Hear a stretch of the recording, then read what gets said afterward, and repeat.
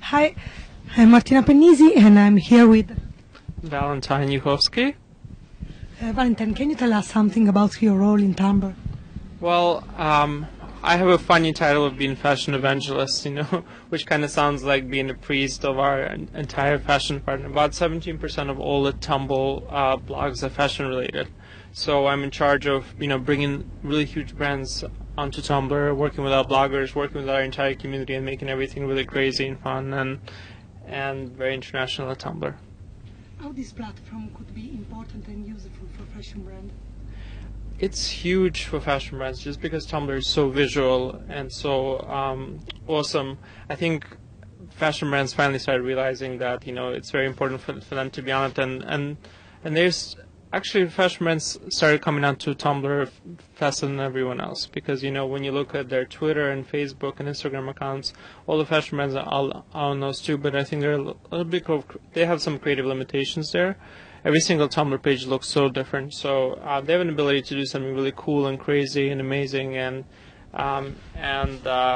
whether it's with GIFs, whether it's with collages, whether it's like with really creative bloggers, and it's kind of awesome that they're able to do that. Okay, 5 tips for fashion brands. Well, yeah, I could probably name 500, but basically don't spill your other content onto Tumblr. So whatever you put on Facebook, Twitter, Instagram, Tumblr bloggers are not interested. They want to see something really original and creative. That's probably the tip number one. Tip number two is really what kind of content? Content that's like original, whether it's beautiful archives, whether it's just really, really cool exclusive backstage images, whether it's gorgeous, beauty shots. But as long as, the content, maybe bloggers on Tumblr are spoiled a little bit that they're not used to seeing, they're already, they're used to like really cool and exclusive and original content. I think that's the most important tip. And I think the second really biggest important tip is like sort of not treating yourself as a brand on Tumblr. You want to be like a blogger. You want to interact with the community. You want to you want to reblog, and you really want to be sort of part of this amazing, 96 million blogger community. I guess third most important tip is like to really respect the bloggers. I always tell people that the bloggers, when it comes to fashion weeks and we've done programs around the world, they don't come there as seat fillers and they don't warm seats, actually create beautiful content. So I think when you pay attention to sort of young people that are doing something really cool and organic, it's very, very important. I always tell brands to track their own tag on Tumblr because you want to see what people are doing organically.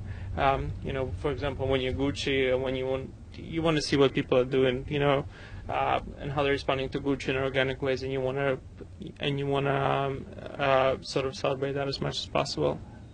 Okay, and something that you had not to do on Tumblr, so mistake that you should not do. Fashion brands should not do. Like I said, I think the biggest mistake is just like taking their press content and just feeding it everywhere, So for example, like they have a picture of a celebrity on a step and repeat of the Oscars or Golden Globes, and they just want to put the picture of that celebrity everywhere. And I don't think Tumblr users respond to that. They respond to really beautiful original content, and I think the more you respect the user and the more creative you get, the more resonance and notes you can get eventually from the community.